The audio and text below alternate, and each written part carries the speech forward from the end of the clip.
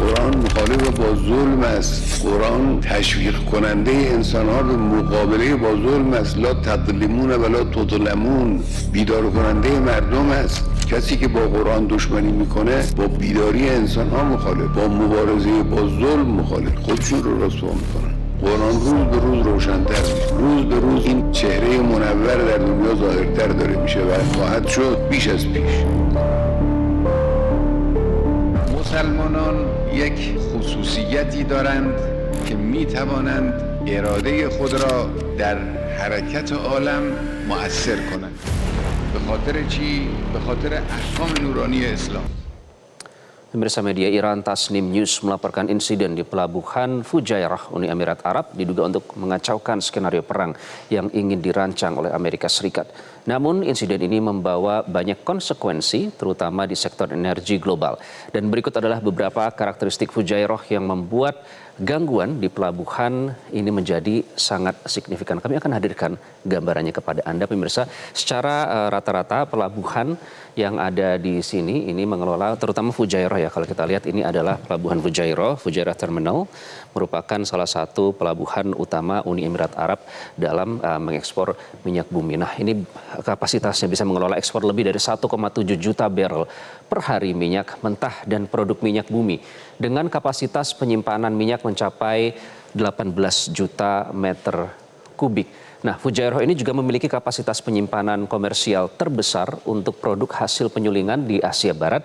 Dan pada 2025 penjualan bahan bakar maritim Fujairah ini mencapai 7,4 juta meter kubik yang menempatkan pelabuhan ini berada di, kalau dilihat dari kapasitasnya, merupakan pelabuhan peringkat ketiga di dunia.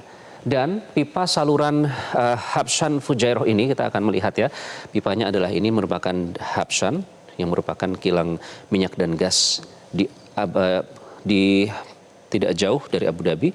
Ini pipanya menjalar sampai ke pelabuhan Fujairah. Ini menyalurkan minyak Abu Dhabi ke Pantai Oman, memiliki kapasitas sekitar 1,5 hingga 1,8 juta barrel per hari. Ini kapasitasnya ya, per harinya 1,5 sampai 1,8 juta per hari. Dan selain itu sekitar 50.000 kapal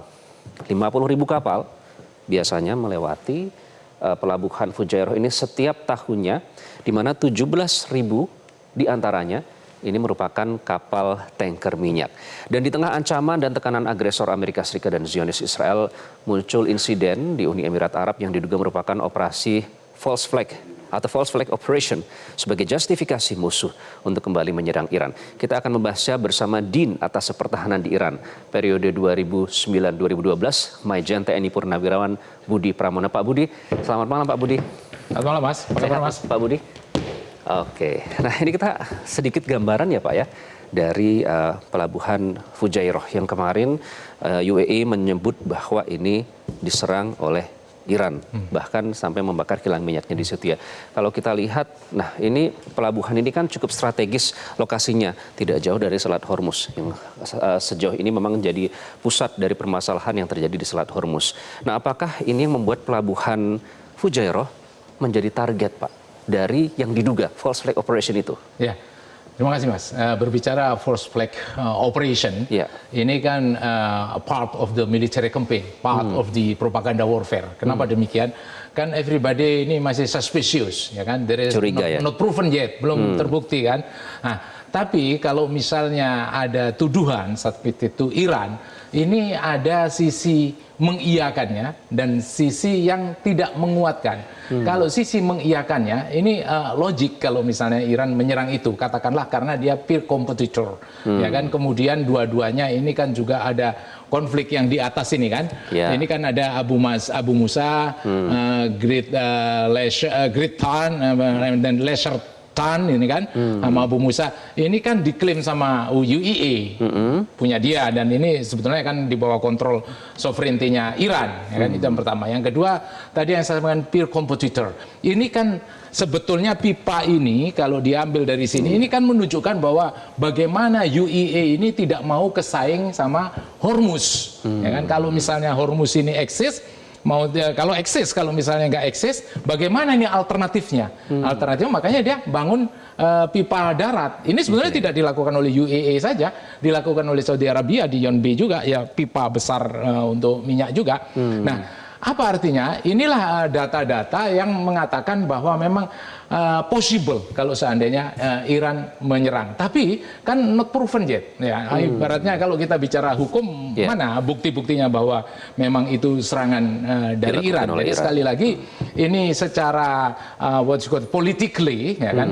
Kemudian saya katakan tadi mana yang mendukung. Nah, ini memang sangat mendukung karena timingnya. Timingnya kan pas. Kalau seandainya ini dikatakan oleh serangan Iran, apa sih sebetulnya the moral behind?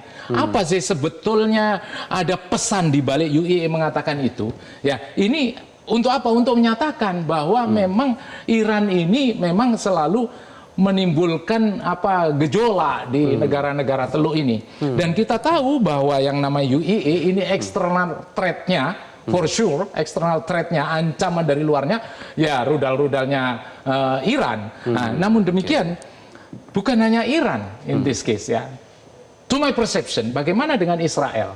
Israel ini juga ada pesan yang tersampaikan kalau seandainya Israel ini bisa jadi ini adalah dilakukan oleh Israel, katakanlah playing victim. Kenapa?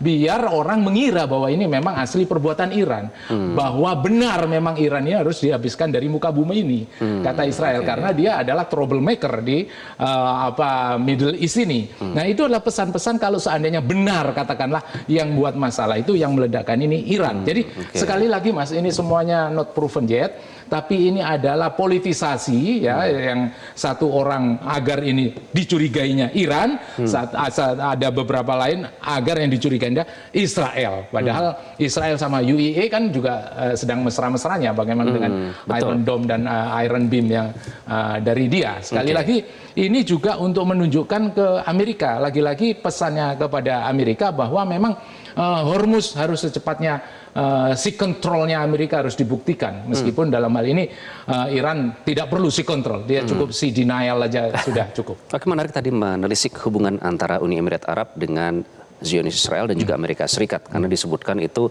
mengklaim adalah ini pure masalah kedaulatan dari UAE. Kita akan bahas lebih jauh Pak Budi, karena di studio juga sudah bergabung analis Timur Tengah Dina Sulaiman. Kita akan bergabung dengan Mbak Dina langsung untuk membahas lebih lanjut.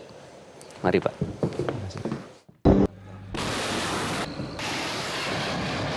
Di sisi lain, Trump tidak terima ketika reporter menyebut Iran menolak menyerah dan bahkan Iran berhasil menembak kapal Amerika Serikat beberapa waktu yang lalu.